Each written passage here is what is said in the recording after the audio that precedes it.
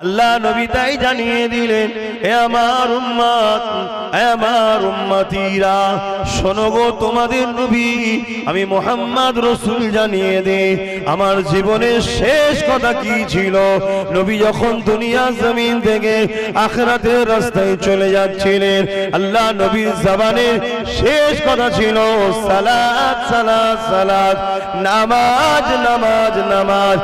আর একটা কথা ছিল ইয়া রাব্বি হাবলি ইয়া উম্মতি ইয়া উম্মতি, আল্লাহ আমার উম্মত উম্মতিদের কি হবে উপায়। আর একটা কথা ছিল নামাজ নামাজ নামাজ। আল্লাহ নবী জানিয়ে দিলেন, যখন তোমরা নামাজে দাঁড়িয়ে যাবে মনে রেখে দিও একেবারে তোমাদের কুদরতি ভাবে আল্লাহ তোমাদের সামনে দাঁড়িয়ে আছে, তিনার সঙ্গে তোমরা কথা বলতে শুরু করে দিয়েছো।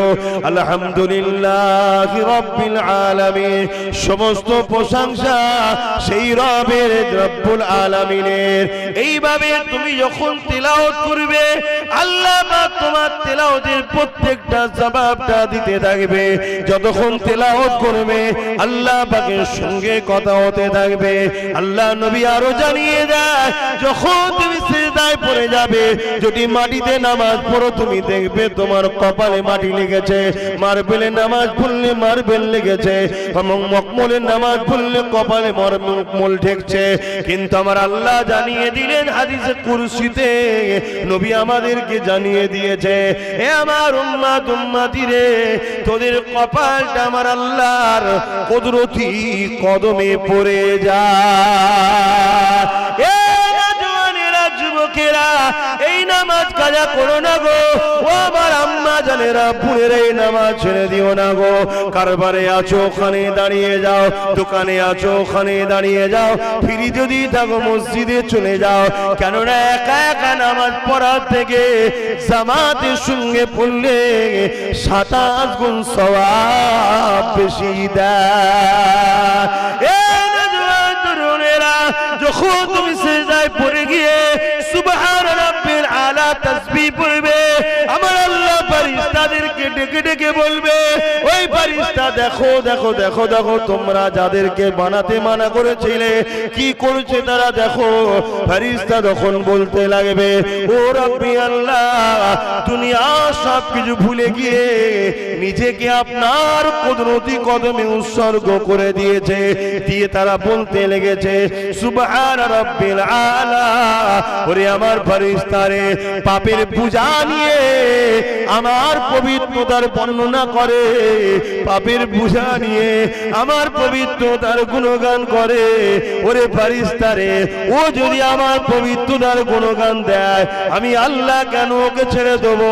তোরা সাক্ষী থেকে যা, আমাকে যেমন ওরা বলেছে সব থেকে মহান পবিত্র আপনি, আমি আল্লাহ ওদের জীবনের পাপকে মাফ করে দিয়ে ওদেরকে পবিত্র বানিয়ে দিলাম। নত করো মালিকের কাছে মাথা। আল্লাহ নবী মদিনা নববী শরীফে বসে আছেন, এমন সময় একজন ইহুদি ধর্মগুরু এসে হাজির হয়ে যায়। আল্লাহ নবীর কাছে জানতে চাইলেন, ও আব্দুল্লাহর বেটা মুহাম্মদ সাল্লাল্লাহু আলাইহি ওয়াসাল্লাম, ইসলাম ধর্মে সবথেকে উত্তম কাজ কোনটা? আল্লাহ নবী বলেছিলেন, ইসলাম ধর্মে সবথেকে উত্তম কাজ হলো ক্ষুধার্ত ভুকাকে খানা খাওয়ানো। ইহুদি ধর্মগুরু বলছে, এটা তো আমাদেরও নবী উজায়ের বলেছে। আল্লাহ নবী বলছেন, উজায়ের তো আমার ভাই হয়, তিনিও তো ইসলামই প্রচার করেছে। জোরে বলুন সুবহানাল্লাহ। ইহুদি নবীর প্রেমে খেয়ে গেল, নবীর কাতারে দাঁড়িয়ে গেল। আর আজকে আমরা খানা তো খাওয়াই না, কোনো গরিব যদি একটু ভালো মন্দ খায় তার থেকে কেড়ে নিবার স্বপ্ন দেখি, অথচ বলি আমরা নবীর উম্মত। আল্লাহ নবী নূর নবী দয়া নবীর আদর্শ কেমন ছিল দেখুন। একদিন একটা রাস্তা দিয়ে একদল ইহুদি যাচ্ছে, তাদের ধর্মগুরুর সাথে রয়েছে ইমাম। ইমাম ধর্মগুরু পর্যন্ত যাকে ফলো করা হয়। হঠাৎ করে ধর্মগুরুটা আফসোস করে বলতে লেগেছে, মনে হয় মুহাম্মাদের অনুসারীরা এই রাস্তা দিয়ে যায়নি। এই কথা শুনে সমস্ত ইহুদি শিষ্যগণ ধর্মগুরুকে জিজ্ঞাসা করে, কেন আপনি এ কথা বললেন? কি ব্যাপার, কি কারণে বলতে লেগেছেন? ওই সময় ইহুদি ধর্মগুরু বলে, এই যে রাস্তায় কত নোংরা পড়ে আছে দেখছো, মুহাম্মাদের অনুসারীদিগকে মুহাম্মদ এমন ভাবে শিক্ষা দিয়েছে, রাস্তায় যখন তোমরা যাবে মানুষের কষ্টদায়ক কোন জিনিস দেখলে ওটাকে তুলে নির্জনে ফেলে দেবে। এটাও একটা ইবাদত, এতেও তুমি সওয়াব নেকি পাবে। যদি মুহাম্মাদের অনুসারী রাস্তা দিয়ে যেত তাহলে রাস্তা ক্লিন থাকতো, পরিষ্কার থাকতো, এই রাস্তায় নোংরা দেখা যেত না। তাই আমি নোংরা দেখে বুঝতে পেরেছি এই রাস্তাতে মুহাম্মাদের অনুসারী যায় না।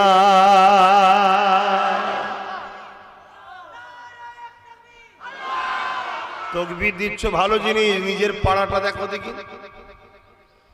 মুসলমান পাড়া দেখলে বোঝা যায় কেন মুসলমান পাড়া মানেই নোংরা। মাফ করবেন, গায়ে লাগলে আমার কিছু করার নেই, সত্য কথাটা বলছি। অথচ সেদিন বলতো যে মুসলমান যায়নি তাই রাস্তা নোংরা, আর এখন নোংরা দেখলেই ধরা যাবে এটা মুসলমান পাড়া। তাহলে আমরা নবীকে মানছি, আর যখন মানিনি আমরা মরবো, তো আফসোস করার কি আছে? আসেন, আমি যে কথা বলছিলাম, আল্লাহ নবীর আদর্শে জীবন গড়ুন। নবী আমার একদিন রাস্তা দিয়ে যায়, এমন সময় দেখতে পায় এ যুবকের রাস্তা ধারে নোংরা পড়ে আছে, নবী সাহাবারা পিছনে রয়েছে।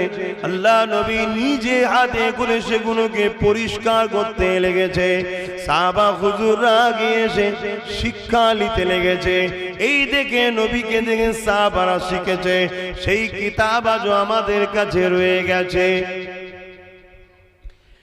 এ নজওয়ানেরা, রাস্তায় মানুষের যাতায়াতের জন্য সুব্যবস্থা করে দিবার নাম ইসলাম।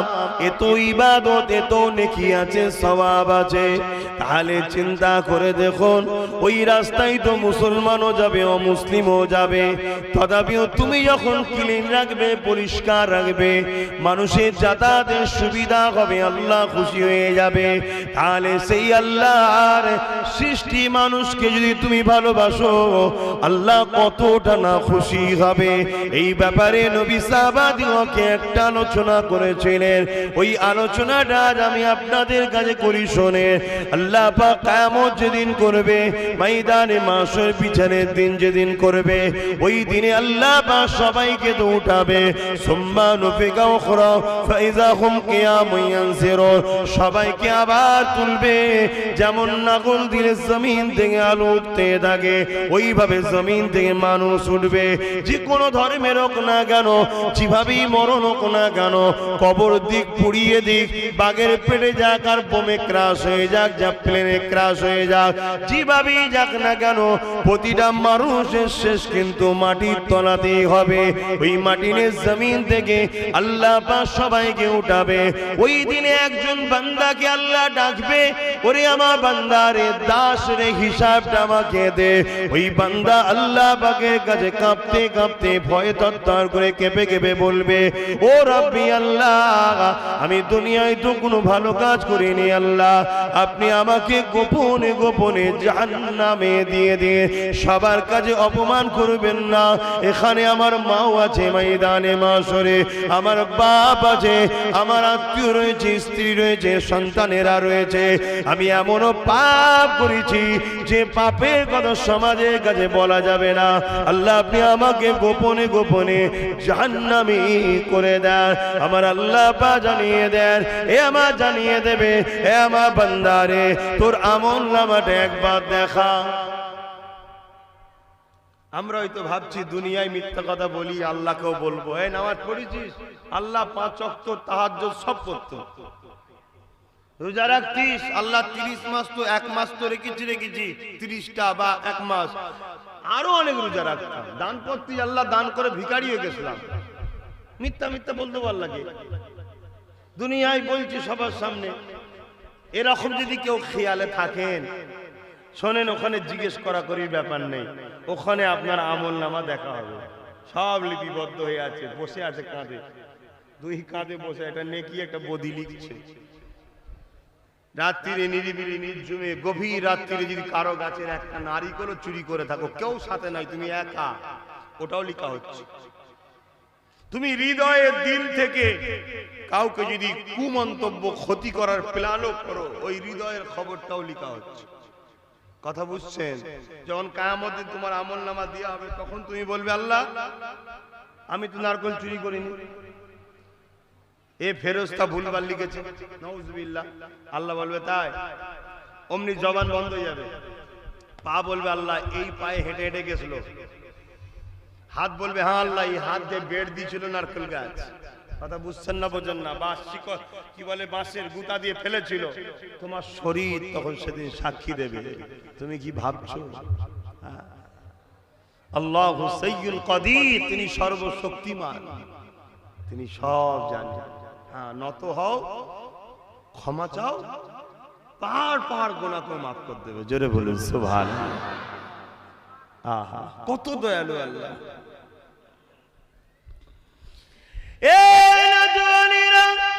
আল্লাহ নবী সাহাবাদিওকে বলেছেন, ওরে আমার উম্মত উম্মতিরা, অন্যায় করার পরে তওবা করতে ভুলে যাস না। আমি নবী বেগুনাহ মাসুম, আমি দৈনিক 70 বার করে তওবা করতাম, তোরা তওবা করতে ভুলে যাবি না। যদি অন্যায় হয়ে যায়, তওবা করে নে, মাথা নত করে দিয়ে রব্বি রব্বি রব্বি করে চোখের পানি ফেলে আল্লাহ পাকের কাছে কাজ। চোখের কোনা দিয়ে যদি সামান্য মাছের মাথার মতো ক্ষুদ্র পানি বার করতে পারিস, ওরে আমার উম্মত উম্মতি রে, আমার আল্লাহ এত দয়ালু, তোর এই সামান্য পানির বিনিময়ে তোর জীবনে যত গুনাহ আছে আল্লাহ পাক মাফ করে দেবে। যদি কাঁদতে নাও পারিস, চোখ দিয়ে পানি যদি না বেরোয়, কান্নার মতো মুখটা করে নে। একজন বান্দা দেখে যেন বলতে পারে, ওই বান্দাটা তার আল্লাহ পাকের কাছে কাঁদছে, ওই বান্দিটা তার রবের কাছে কাঁদছে, ওই বান্দাটা তার খালেকের কাছে কাঁদছে, ওই বান্দিটা তার স্রষ্টার কাছে কাঁদছে। কান্নার মতো মুখটা করলে, ওরে আমার উম্মত উম্মতি রে, আমার আল্লাহ এত দয়ালু, এতই দয়ালু, রহমান রহিম গফুর গফফার সত্তার, তিনি তোমাদের জীবনের গুনাহকে মাফ করে দিয়ে কান্নাওয়ালাদের সঙ্গে শামিল করে দিয়ে তিনি তিনার জান্নাতি বানিয়ে দেবে। আল্লাহ কোরআনের মধ্যে বলেন, আল্লাহ সূরা রহমানের মধ্যে জানার বলে, মান খাফা মাকাম রাব্বিহি জান্নাতা। ওরে আমার বান্দা বান্দি রে, আমি আল্লাহ আমাকে যারা ভয় করবি, আমি তোদেরকে একটা নয় দুটো জান্নাত দিয়ে দেব। তাই জীবনে কোনোদিন যদি পাপ কাজ করতে গিয়ে আল্লাহর কথা মনে পড়েছে, ভয়ে যদি ফিরে আসেন, আল্লাহকে সাক্ষী রেখে বলি, এই জিন্দেগি যদি তোমার জীবনে কখনো ঘটে থাকে, চিন্তা করো না, আল্লাহ তোমাকে জান্নাতি বানিয়ে দেবে। ভয় করো আল্লাহকে, তিনি সব জানেন, সব দেখছে। আমি তো কখনো কখনো ভাবি, মালিক আমি এত বড় পাপী, এত গুনাহগার, এত বড় বদমাইশ, আমার মতো বদমাইশ পৃথিবীতে মনে হয় দুটো নাই। তারপরেও তুমি আমায় কত ভালোবাসো। আমি যেখানে যাই হাজার হাজার মানুষকে তুমি আমার সামনে বসিয়ে দাও। তুমি আমাকে সম্মান দিয়েছো, গাড়ি দিয়েছো, বাড়ি দিয়েছো, পীরের ঘরে জন্ম দিয়েছো, কত ভালোবাসো তুমি, কিন্তু আমি তোমার কাজ করতে পারি না, তারপরেও তুমি আমায় ভালোবাসো। চিন্তা করে দেখেন তো কত দয়ালু। ভাবছেন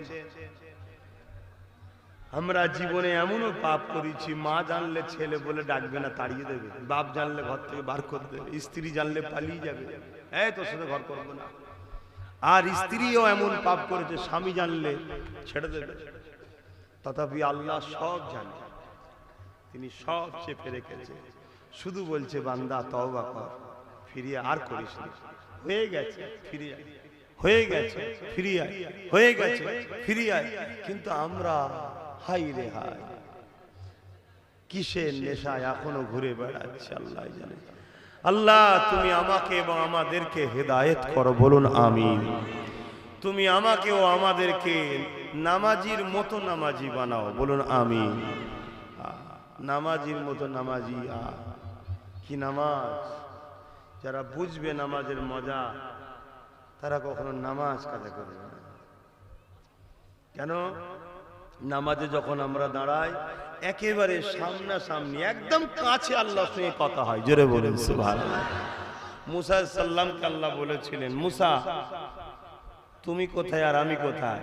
মুসা সাল্লাম আল্লাহকে জিজ্ঞেস করেছিলেন, আল্লাহ। মুসা সাল্লাম খুব জেদি নবী ছিলেন, মানে জেদি বলতে হকের ওপরে, না হক করে না, নাউজুবিল্লাহ। নবীদের কোনো পাপ নেই, ওনারা বেগুনাহ মাসুম, জোরে বলুন সুবহানাল্লাহ। বাচ্চারা মাসুম নয়, বাচ্চারা মাসুম নয়, বেগুনাহ। আর নবীরা হলেন বেগুনাহ মাসুম, অর্থাৎ গুনার পার্টসই নেই, জোরে বলুন সুবহানাল্লাহ। বাচ্চাদের গুনার পার্টস আছে, 10 বছর বা 12 বছর পরে যদি ভুল করে তখন সেখানে দাগ হবে। আর নবীদের ওই পার্টসটাই নেই। কথা বুঝে, একটা পার্টস ছাড়া, পাপের পার্টস ছাড়া নবীদেরকে আল্লাহ তৈরি করেছে, তাই তেনারা হলো মাসুম, বেগুনাহ মাসুম। মুসা সাল্লাম খুব কতটা ভালোবাসা থাকলে এটা হয় অবশ্যই। কত আল্লাহর কাছে তারা যখন কান্ত আল্লাহর ভয়ে। ইব্রাহিম আলাইহিস সালাম একদিন রাতের মধ্যে আছে, পুরো শরীর থরথর করে কাঁপছে, মানে বোঝা যাচ্ছে যে হুজুর এইভাবে কাঁপছে। হুজুর কেন? আল্লাহর ভয়ে। অথচ তাদের সঙ্গে আল্লাহর সম্পর্কটা কেমন শুনলে অবাক হয়ে যাবে, যে একটা খালেক, একটা সৃষ্টিকর্তার সাথে একটা সৃষ্টির কতটা গভীর সম্পর্ক। তথাপিও তারা যখন আল্লাহর কাহার নামের কথা ভাবতেন, কিয়ামতের দিন যেটা হবে, তখন তিনারা কাঁপতেন ভয়। কিন্তু আমাদের ছেলেদের কাছে যখন কোরআন বলা হয় ছেলেরা হাসে, আল্লাহর কথা বলা হয় ছেলেরা হাসে। হায় হায় হায়, আমাদের কি অবস্থা, আমরা কোথায় চলে গেলাম? এর কারণ কিন্তু দুটো। একটা হলো ওই বললাম নবীর আদব আর নবীর প্রেম কমেছে, তাই ঈমানের হ্রাস হচ্ছে। আর একটা হলো বড় প্ল্যান করে ইসলামের দুশমনরা আমাদের করে হারাম খাওয়াচ্ছে। আমরা খাচ্ছি বিস্কুট, লেখা আছে যা পদ্ধতি সব হারাম, এই হালাল, কিন্তু ওর মধ্যে একটা সুট ভাবে হারাম ঢুকিয়ে দিচ্ছে, যাতে করে ওরা জানে এই খাদ্যটা খেলে ওদের হারামে ক্ষতি হবে। তাই আমাদের অন্তর পরিষ্কার নাই। আর এই হারাম থেকে অন্তরকে পরিষ্কার করার যে রাস্তা, ওই রাস্তা আমরা বন্ধ করে দিয়েছি। ওই রাস্তা কি বলুন? কাপড়ের নোংরা লাগলে না সার্ফ টাপ দিয়ে সাবান টাবান দিয়ে ধুলেন, পরিষ্কার হয়ে গেল, চকচকে নিউ হয়ে গেল। তো অন্তরে ময়লা হয়ে গেলে এটা পরিষ্কার করার রাস্তা কি বলুন? বলুন, ইউযকুরুল্লাহ যিকরান কাসীরা, আল্লাহর জিকির এবং বেশি বেশি করে, এবং আল্লাহ নামের ধাক্কা কলবে দিতে হবে। সেটা কোথায়? হাক্কানি ওলির দরবারে বসে, খানকা শরীফে বসে। ইলমে মারিফাতের শিক্ষা কেন্দ্রকে খানকা শরীফ বলা হয়, এবং ইলমে জাহিরি শিক্ষাকে মাদ্রাসা বলা হয়, এবং দুনিয়াবি শিক্ষাকে স্কুল কলেজ ভার্সিটি বলা হয়। কথা কিছু বুঝতে পারলেন? সবটাই শিক্ষা কেন্দ্র। তো যাক, আমি যেটা বলছিলাম, হযরত মুসা সাল্লাম আল্লাহ পাককে জিজ্ঞেস করছেন, কত সম্পর্ক আল্লাহর সঙ্গে মুসা সাল্লামের। মুসা সাল্লাম একদিন আল্লাহকে বলছে, আল্লাহ, আমি যদি আল্লাহ হতাম আর আপনি যদি মুসা হতেন, আপনি আমার কাছে কি দোয়া চাইতেন? এই কথাটা বলতে গেলে কত গভীর সম্পর্ক থাকা দরকার, বুঝতে পারছেন? আল্লাহ, আপনি যদি মুসা হতেন আর আমি যদি আল্লাহ হতাম, আপনি আমার কাছে কি দোয়া চাইতেন? আল্লাহ পাক বলেছিলেন, মুসা, আমি সুস্থ শরীরের দোয়া চাইতাম। জোরে বলুন সুবহানাল্লাহ। সুস্থ শরীর কত বড় নিয়ামত, বুঝছো? যুবক এখন বুঝবে না, আমার বাপেদের জিজ্ঞেস করো কি বুঝছেন এখন, তখন বলবে হাই রে হাই। এখন আমরা পান খেয়ে, গুটকা খেয়ে, বিড়ি খেয়ে, খারাপ খারাপ জিনিস খেয়ে শরীরটাকে নষ্ট করে দিচ্ছি। এ শরীর বড় নিয়ামতের জিনিস। শরীর ভালো থাকলে ভালো কাজ করতেও মন যাবে, আর শরীর খারাপ হয়ে গেলে ইচ্ছা থাকলেও মন থাকলেও শরীর সাথ দেবে না। তো মুসা আলাইহিস সালাম আল্লাহকে জিজ্ঞেস করছে, আল্লাহ আমি তো আপনার সঙ্গে কথা বলছি, আর কি আপনার সঙ্গে কেউ কথা বলে? আল্লাহ বলল, মুসা আমার একদল স্পেশাল রাখা আছে। বলুন সুবহানাল্লাহ। তুমি কথা বলছো, তোমার জায়গা ফিক্সড আছে, তুর পাহাড়ে আসতে হয়। তারা কথা বলবে, জায়গা কোনো ফিক্সড নাই, জমিনের যে কোনো জায়গায় দাঁড়িয়ে তারা আমার সঙ্গে কথা বলতে পারবে। জোরে বলুন সুবহানাল্লাহ। মুসা আলাইহিস সালাম তো খুশি হচ্ছে, কারা তারা জানার জন্য কৌতূহল হচ্ছে। আর এ মুসা তুমি কথা বলো, টাইম আছে, বেশিক্ষণ কথা বলতে পারো না আমার সাথে।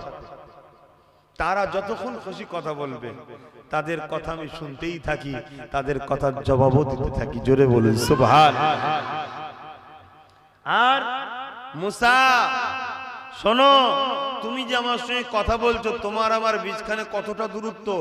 মুসা আলাইহিস সালাম বলছেন, আল্লাহ আমি তুর পাহাড়ের নিচে, আর আপনি তুর পাহাড়ের উপরে, এতটা দূরত্ব হবে? আল্লাহ বলছেন না, 70,000 নূরের পর্দা আছে। এক একটা পর্দা 1000 বা 10,000 বছরের রাস্তা। বলুন আল্লাহু আকবার। অর্থাৎ আল্লাহ সব থেকে মহান, কেন এটা সব থেকে মহানেরই কাজ, ঠিক না বেটি? আর তারা যখন আমার সঙ্গে কথা বলবে, একেবারে তাদের সামনে আমি কুদরতি ভাবে থাকবো, একেবারে সামনে একে অপরের কথা হবে। জোরে বলুন সুবহানাল্লাহ। মুসা আলাইহিস সালাম বলছে, আল্লাহ আমাকে সেইটা করছেন না কেন? আমাকে সেই দলে দেন, স্পেশালে। আল্লাহ বলল, মুসা না, ওটা আমার স্পেশাল রাখা আছে, আমার দোস্তর উম্মত উম্মতি হবে। জোরে বলুন সুবহানাল্লাহ। কিভাবে কথা বলবে? যখন তারা নামাজে দাঁড়িয়ে যাবে, আসসালাতু মিরাজুল মুমিনিন, নামাজ আল্লাহ পাকের দিদার স্বরূপ। আল্লাহ নবী তাই জানিয়ে দিলেন, হে আমার উম্মত, হে আমার উম্মতিরা, শোনো গো তোমাদের নবী আমি মুহাম্মদ রাসূল জানিয়ে দে, আমার জীবনের শেষ কথা কি ছিল। নবী যখন দুনিয়া জমিন থেকে আখিরাতের রাস্তায় চলে যাচ্ছিলেন, আল্লাহ নবীর জবানে শেষ কথা ছিল সালাত সালাত সালাত, নামাজ নামাজ নামাজ। আর একটা কথা ছিল, ইয়া রাব্বি হাবলি ইয়া উম্মতি ইয়া উম্মতি, আল্লাহ আমার উম্মত উম্মতিদের কি হবে উপায়। আর একটা কথা ছিল, নামাজ নামাজ নামাজ।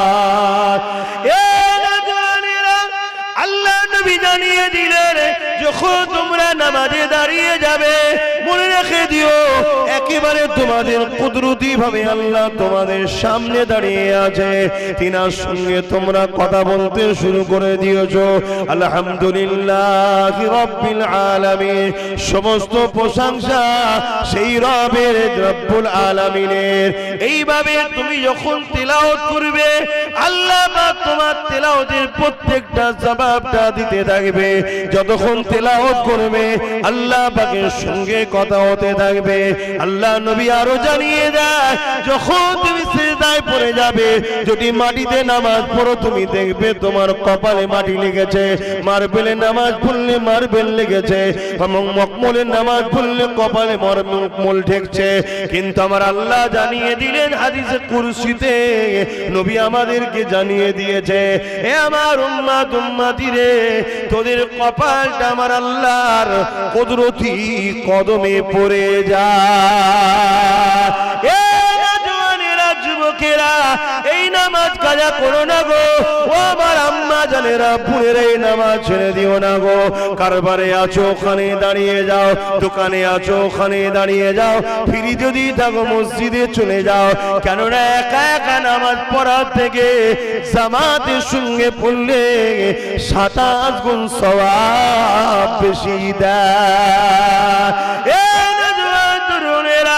যখন তুমি সিজদায় পড়ে গিয়ে সুবহান রাব্বিল আলা তাসবিহ পড়বে, আমার আল্লাহ ফেরেশতাদেরকে ডেকে ডেকে ডেকে বলবে, ওই ফারিস্তা দেখো দেখো দেখো দেখো, তোমরা যাদেরকে বানাতে মানা করেছিলে কি করছে তারা দেখো। ফারিস্তা তখন বলতে লাগবে, ও রব্বি আল্লাহ, দুনিয়া সব কিছু ভুলে গিয়ে নিজেকে আপনার কুদরতি কদমে উৎসর্গ করে দিয়েছে। দিয়ে তারা বলতে লেগেছে, সুবহান রাব্বিল আলা। ওরে আমার ফারিস্তারে, পাপের পূজা নিয়ে আমার পবিত্রতার বর্ণনা করে, পাপের পূজা নিয়ে আমার পবিত্রতার গুণগান করে। ওরে ফারিস্তারে, ও যদি আমার পবিত্রতার গুণগান দেয়, আমি আল্লাহ কেন ওকে ছেড়ে দেবো? তোরা সাক্ষী থেকে যা, আমাকে যেমন ওরা বলেছে সব থেকে মহান পবিত্র আপনি, আমি আল্লাহ ওদের জীবনের পাপকে মাফ করে দিয়ে ওদেরকে পবিত্র বানিয়ে দিলাম। নত করো মালিকের কাছে মাথা। দুনিয়ার প্রভুদের কাছে মাথা নত করার জন্য এক পা হয়ে আছে কিছু মাল পানি পাওয়ার জন্য। যে মালিক তোমাকে এখনো নিঃশ্বাস চালাচ্ছে, এই যে বসে আছো, কার দয়ায় চলছে? কে দিচ্ছে এটা? এখানে একটা ফেরেশতা সিস্টেম করা আছে জানো, যখনই তুমি টানো অমনি কানেকশন করে আল্লাহর সাথে। আল্লাহ টেনেছে, রুখে দেবো, ছেড়ে দে, আবার ছেড়ে দে। আবার যখন ছাড়ো, আল্লাহ বলে, আল্লাহ ওই ফেরেশতা বলে, আল্লাহ ছেড়ে দিয়েছে, টানতে দেবো না। আল্লাহ বলে থাক। এইভাবে কন্টিনিউ প্রত্যেকটা সিস্টেমে নিঃশ্বাস টানাতে কানেকশন চলছে। যখনই তোমাকে আল্লাহ বলে দেবে অমনি ব্যাস ব্লক হয়ে গেল। কার দয়া এটা চলে? সেই আল্লাহকে ধরো, তিনাকে ভালোবাসো, তিনাকে মহব্বত করো। আর তিনি যেটা বলেছে মোহাম্মদ রসুলকে অনুসরণ করতে, মোহাম্মদ রসুলকে ফলো করতে, কিভাবে মোহাম্মদ রসুল আল্লাহ দাসত্ব করেছে সেইভাবে করো। পৃথিবীর বুকে সব থেকে দুনিয়া শুরু থেকে নিয়ে শেষ মানুষ পর্যন্ত এবং ফেরেশতা কুল সহ আল্লাহর সৃষ্টির মধ্যে মুহাম্মদ রাসূলের মতো আল্লাহর দাসত্ব দ্বিতীয় কেউ করতে পারেনি। জোরে বলুন সুবহানাল্লাহ। তাই সব থেকে সম্মান হলো মুহাম্মদ রাসূল। কেন? এখানে টাকা থাকলে সম্মান পাওয়া যায় না, পদ বড় থাকলে সম্মান পাওয়া যায় না। আল্লাহর কাছে সম্মানীয় সে তত যে যত বেশি আল্লাহর দাসত্ব করে, আল্লাহর কাছে তার সম্মান তত বেশি। জোরে বলুন সুবহানাল্লাহ। বুঝতে পাচ্ছেন তো নাকি? আল্লাহর দাসত্ব করেন, আল্লাহর দাসত্ব করেন। আলেমের মাকাম কে দিয়েছে আপনি জানেন? জানেন কিয়ামতের দিন আল্লাহ আলেমদের ব্যাপারে কি ঘোষণা দেবে? আল্লাহ কুদরতি জবানে কিয়ামতের দিন ঘোষণা দেবে, আমার আলেম বান্দারা, তোমাদেরকে আমি আলেম করেছিলাম, কিয়ামতের দিনে হিসাব টিসাব লব এই জন্য নয়, যাও তোমরা জান্নাত চলে যাও। জোরে বলুন সুবহানাল্লাহ। গল্প বলছি নি, আমার বাপের কথা বলছি নি, রাসূলুল্লাহর কথা বলছি। আর রাসূলকে কে শুনিয়েছে? হাদিসটা ওহী, জানেন তো? হাদিসটা ওহী, কোরআনটা ওহী। একটা ওহী মাতলু, একটা ওহী গায়র মাতলু। সবটাই আল্লাহর কথা, একটা ডাইরেক্ট, একটা নবীর মাধ্যমে। হাদিসও অস্বীকার করলে ইসলাম থেকে বেরিয়ে যাবে। আলেম দেখে আল্লাহ বলবে যাও তোমরা জান্নাত চলে যাও। কিন্তু একদল লোক যখন জান্নাতের ঘোষণা হয়ে যাবে, একদল লোক ধরবে আলেমদেরকে যে আপনারা চলে যাচ্ছেন, তার মানে দুনিয়ায় আপনার উজুর পানি আমি বইছি, এক দস্তখানে খেয়েছি, আপনাকে রান্না করে খাইয়েছি। কথা বুঝছেন না? কেন? আপনি আল্লাহওয়ালা ছিলেন, আলেম ছিলেন, দ্বীনের জ্ঞান ছিল আপনার কাছে, কোরআন ছিল, হাদিস ছিল। তাই কোরআন ও হাদিস থাকার জন্য আপনাকে সম্মান করেছিলাম। আর আজকে আপনি চলে যাচ্ছেন, আমাদের কথা ভাববেন না মানে? তখন তারা আবার বলবে, আল্লাহ কিছু লোক আমাদেরকে দুনিয়ায় ভালোবাসতো, আমরা আলেম হয়েছিলাম, আপনার দ্বীনের জ্ঞান ছিল বলে আপনাকে ভালোবাসতাম বলেই তারা ভালোবাসতো। আজকে তারা বড় আবদার রেখেছে, আল্লাহ ওই আলেমদের ওসিলায় তাদেরকেও জান্নাত দেবে। জোরে বলুন সুবহানাল্লাহ। তবে এটা কোন আলেম? আমরা মনে করি বুখারী, মুসলিম, আবু দাউদ, নাসাঈ, ইলমে মাজা, সিয়াসাত, হাদিস পড়েছে, তাফসীর পড়েছে, কোরআন পড়েছে, আলেম। বেশক আলেম, অস্বীকার করছি না, কিন্তু কোন আলেম? দুনিয়ার মানুষের নজরের আলেম আলেম নয়, আল্লাহর কুদরতি নজরের আলেম। কে? যার মধ্যে দুই ধরনের ইলম আছে, আল ইলমু ইলমানে। মাফ করবেন, একটা উদাহরণ দেব, এক্সাম্পল। একজন মানুষ চলে গেছে তাই তেনার নাম বলছি, বেঁচে থাকা লোকের না বলাটাই ভালো, কারণ সামনে কারো তারিফ করা ঠিক না। সেটা হলো বেশি দূর নয়, আপনাদের মনে হয় 18, 19, 20 কিলোমিটার হবে, উলেবেরিয়া টাউন মসজিদে শুয়ে আছে হাজী ইসহাক রহমাতুল্লাহ আলাইহি। এটা হলো আলেম, এই আলেমের কাতারে পাপীরাও জান্নাতে যাবে, জোরে বলুন সুবহানাল্লাহ। ইনাদের কথা বলেছে আল্লাহ। আরো আছে, দিল্লিতে শুয়ে আছে আব্দুল আজিজ মুহাদ্দিস দেহলভী, আব্দুর রহিম মুহাদ্দিস দেহলভী, শাহ ওলিউল্লাহ মুহাদ্দিস দেহলভী। কথা বুঝে আসছে না? ইনাদের কাতারে যাবে। আরো আছে ফুরফুরা শাইখ জামানার মুজাদ্দিদ উলিল আমর দাদা হুজুর, তিনার 5 আওলাদ দেওবন্দীদের পীর সাহেব হাজী ইমদাদুল্লাহ মুহাজির মক্কি রাহমাহুল্লাহ। ইনারা হলেন আলেমে হাক্কানি। ইনাদের কাতারে 70,000 করে লোককে আল্লাহ জান্নাতি করে দেবে, জোরে বলুন সুবহানাল্লাহ। কথা বুঝে পাচ্ছেন তো নাকি? ইনাদের অন্তরে আল্লাহ এমন হিদায়েতের নূর দিয়েছিল, নিজেরা তো আলোকিত হয়েছে, ওই হিদায়েতের নূরের তুফানে হাজার হাজার মাইল দূরের লোকেরাও লাখো লাখ লোক হিদায়েতের আলো পেয়ে গেছে, জোরে বলুন সুবহানাল্লাহ। আমার কথা মেনে নিতে পাচ্ছেন তো নাকি? কি মানুষ তিনারা ছিলেন। এখন তো বাপ মাফ করবেন, কারো বিরোধী করার সৎ ইচ্ছা নেই। এখন তো আবার শোনা যাচ্ছে ইমাম মানা নাকি শিরক। বুঝতে পারছেন না? পারেন না?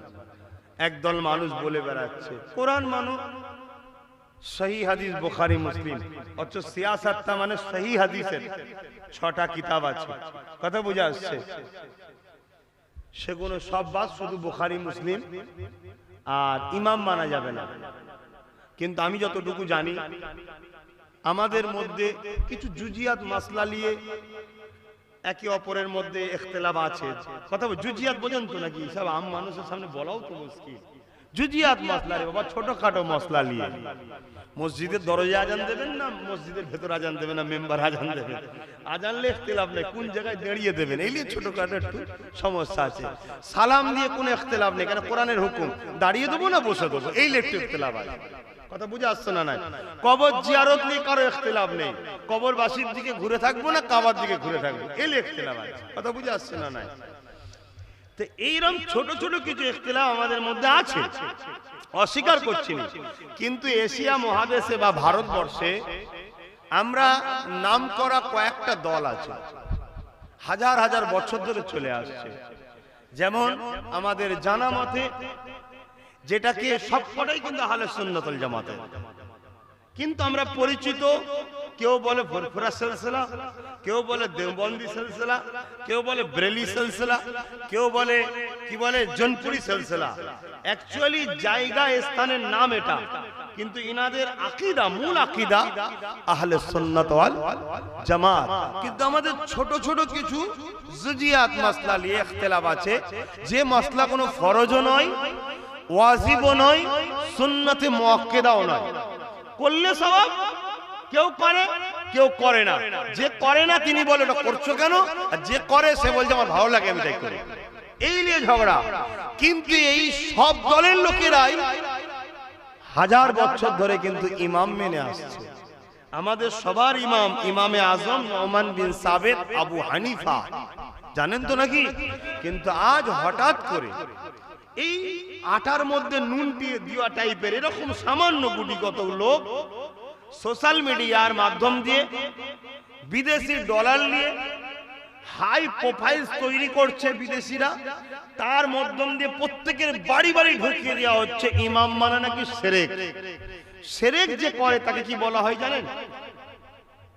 একটু বলবেন? শিরক যে করে তাকে কি বলে একটু বলতে পারছেন না? তাহলে আম মানুষ এটাই জানেন না, তাহলে কি সমস্যা? মুশরিক বলা হয়, তার মানে তাদের কথায় আপনার আব্বা আমার আব্বা, আপনার দাদু আমার দাদু, আপনার পদ্দাদু আমার পদ্দাদু, আপনি দেওবন্দি হন আর ফুরফুরাবি হন আর বেরেলি হন আর জনপুরি হন, সব মুশরিক। আপনাদের পীর সাহেবরাও মুশরিক, আমাদেরও পীর সাহেবরা মুশরিক, দেওবন্দিরাও মুশরিক, বেরেলিরাও মুশরিক, জনপুরিরাও মুশরিক, ফুরফুরাওয়ালারাও মুশরিক। হঠাৎ করে নুনের মধ্যে আটা, ইরাই হলো আল্লাহর ওলি, এরকম কিছু বেরিয়েছে বাপ। কিন্তু তারা পেরে উঠছে দুটো কারণে। একটা হচ্ছে তাদের ব্যাপক অর্থ, কোথা থেকে এটা আসছে? যারা ইসলামকে মিটাতে চায় তারা সহযোগিতা করছে। নিশ্চয়ই আপনারা জানেন কারা ইসলামকে মিটাতে চায়। আর দ্বিতীয় নম্বর, তারা এই দ্রুত প্রচার হচ্ছে কি করে? সোশ্যাল মিডিয়া এবং টিভি মিডিয়া, এবং তারা অল্প হলেও সরকার তাদেরকে সহযোগিতা করছে। এজন্য তারা দ্রুত বিস্তার করে ফেলছে, দ্রুত মানুষের কাছে খবরটা পৌঁছে দিচ্ছে। তাই আপনাদের সতর্কের জন্য এই কথাটা বললাম।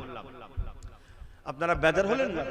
আমি কাউকে আঘাত দিয়ে ঠেস পৌঁছে ঝগড়া করার উদ্দেশ্যে বলিনি, ঈমান বাঁচাবার স্বার্থে বললাম। কারণ ইমাম মানতেই হবে। চারটে, সাফি, মালিকি, হাম্বলি, হানাফি, চারজনের মধ্যে যে কোনো একটা। যেমন আরব দুনিয়ায় হাম্বলি মাযহাব চলে। আরব দুনিয়ায় কি চলে? হাম্বলি মাযহাব। তাই তেনারা নাভির ওপরে হাত বাঁধে, দেখবেন বুকে নয়। কোথায় বাঁধে? নাভির ওপরে। নাভির ওপরে বাঁধাটাও তো ইমাম মানা, ওটাও বুখারীর হাদিস। আর নাভির নিচেটাও বুখারীর হাদিস, বুকেরটা হাদিস নয়, ওটা ভণ্ডমি। কথা বুঝছেন না? বোঝেন না? তাই আমরা সাফি, আমরা হলাম আবু হানিফা, নোমান বিন সাবেত। আমাদের ইমাম বলেছে নাভির নিচে, আমরা নাভির নিচে বাঁধি, ওটা কোথায়? বুখারীতেই আছে। আর ইমাম মালিক হুজুর উনি কি লিয়েছেন? নাভির উপরে। তাই আরব দুনিয়া নাভির উপরে বাঁধে, বুকে বাঁধে না। কথা কিছু বুঝছেন? তাই আরব দুনিয়াও কিন্তু ইমাম মানে। তাম পৃথিবীতে আজকের দিনে 100টা মুসলমানের মধ্যে 97টা আজও 4টে ইমামের মধ্যে কোন একটা ইমামকে মানে। আর 4টে ইমামের একটাই দল আহলে সুন্নাত ওয়াল জামাত। জোরে বলুন সুবহানাল্লাহ। 4 ইমামের 4টে দল নয়, 4 ইমামের একটাই দল আহলে সুন্নাত ওয়াল জামাত, অর্থাৎ নবীর দল, সাহাবাদের দল। জোরে বলুন সুবহানাল্লাহ। যে দলে নবী আছে, সাহাবারা রয়েছে, সে দল জান্নাতি দল। যেমন ইমাম কি বলে, গরিবে নওয়াজ খাজা মুঈনুদ্দিন আজমিরি সঞ্জালি রাহমাতুল্লাহ আলাইহি, উনিও ইমাম মানেন। বড় পীর ইমাম মানেন। কথা বুঝা? মুজাদ্দিদ আল পেসানি ইমাম মানেন। হযরত বাহাউদ্দিন নকশবন্দ ইমাম মানেন। এভাবে তাম পৃথিবীতে আজকের তারিখও 100-র মধ্যে 97টা মানুষ ইমাম মানে। 1 কোটির মধ্যে 97 লক্ষ মানুষ ইমাম মানে। 100 কোটির মধ্যে 97 কোটি মানুষ ইমাম মানে। 200 কোটি মুসলিম, তার মধ্যে 6 কোটি হয়তো খুব জোর ইমাম মানা ছেড়ে দিয়েছে এই সকল ইসলামিক দুশমন বক্তাদের পাল্লায় পড়ে। কিন্তু আলহামদুলিল্লাহ আজকের দিনও মানে। কাল আপনি যদি ইমাম ছেড়ে দেন, ধ্বংস হয়ে যাবে। এর ইমামরা কি বলেছে? কোরআনের বাইরে বলেছে, হাদিসের বাইরে বলেছে না। আজকে বলুন তো ভাই, আজকের দিনের মানুষের জ্ঞান বেশি না যারা সাহাবা হুজুর তাবেঈ থেকে শিখেছে তাদের জ্ঞান বেশি? বলুন বলুন। আজকের দিনে কেউ যদি বলে ইমাম মানা যাবে না, আপনি যদি তার কথাই ইমাম ছেড়ে দেন, তার মানে তাকে তো আপনি মানলেন, ঠিক না বেটি? তাকে মানছেন, সমস্যা নাই। আর যারা সাহাবী বা তাবেঈদের থেকে, সাহাবা বা তাবেঈদের থেকে ইলম অর্জন করেছে, তাদেরকে আমরা মানছি, তো অসুবিধা কোথায়? ধরুন আমি বললাম যে ইনাকে মানা যাবে না, আপনি এতদিন ইনাকে মেনে আসছেন, এখন আমার কথাই ছেড়ে দিলেন, তাহলে নিশ্চয়ই আমার কথাটা আপনি মেনে নিয়েছেন। এটাও তো মানা, এটাও তো মানা। কিন্তু আমরা সরল প্রাণ আম মানুষ, আমাদেরকে বোকা বানা। বলছি দিদি ভাবেন যে এটা করছে কেন? উদ্দেশ্য একটাই, আমাদেরকে যারা প্রকাশ্য কতল করতে চায়, তারা আমাদের থেকে একটা পাওয়ারকে সরাতে চাইছে। ওই পাওয়ারটা কিসের পাওয়ার? ঈমানের পাওয়ার। ঈমান। তা ঈমান কোথায় পাওয়া যাবে? আল্লাহ ওয়ালাদের কাছে গেলে। তারা আমাদেরকে আদব শিখায়, প্রেম শিখায়, আদর্শ শিখায়, আখলাক শিখায়। এই আখলাক ওয়ালা, আদব ওয়ালা মানুষ বানায়। কথা বুঝে আসছে? আজকে তো এত মানুষ রয়েছে, আমরা এত মানুষ রয়েছি, আমাদেরকে ভাবতে হবে। তো যাক, আমি একটুখানি ঈমানের স্বার্থে, দ্বীনের স্বার্থে, ভালোবাসি যাতে একসাথে এক জায়গায় হলাম, আল্লাহ যেন একসাথে জান্নাতেও করে, বলুন আমিন। সেই স্বার্থে বললাম, বেঁচে থাকতে গেলে যেমন একটা মাছের পানির প্রয়োজন, বেঁচে থাকতে গেলে একটা মাছের যেমন পানির প্রয়োজন, তার থেকেও বেশি প্রয়োজন মুমিনাদের ঈমানের প্রয়োজন। ঈমান ছাড়া কখনো আমরা ইজ্জতের রুটি, ইজ্জতের জিন্দেগি, ইজ্জত ভাবে বেঁচে থাকতে পারবো না। আমাদের ঈমান কচু পাতায় পানি দিয়া টাইপের হয়ে গেছে বলে আজ বেইজ্জতি হচ্ছে। আর যদি আমাদের ঈমান হযরতে মুজাদ্দিদ আলফে সানি হুজুরের মতো থাকতো, তাহলে হতভাগা আকবরের দিকে সবাই চলে গিয়েছিল, তথাপিও মুজাদ্দিদ আলফে সানিকে কিচ্ছু করতে পারে না, তারাই মিটেছে। মুজাদ্দিদ আলফে সানি আজও জিন্দা আছে, জোরে বলুন সুবহানাল্লাহ। আমাদের ঈমান যদি গরিবের নওয়াজ এবং তিনার খাদেম যারা সঙ্গী সাপোর্ট সাথী ছিল তিনাদের কারো মতো হতো, তাহলে পৃথ্বীরাজ চৌহান মিটেছে, গরিবের নওয়াজ মিটেনি, আমরাও মিটতাম না। আজকের জালিম মিটিয়ে তো আমরা মিটতাম না। আমাদের ঈমান বড় দুর্বল হয়ে গেছে।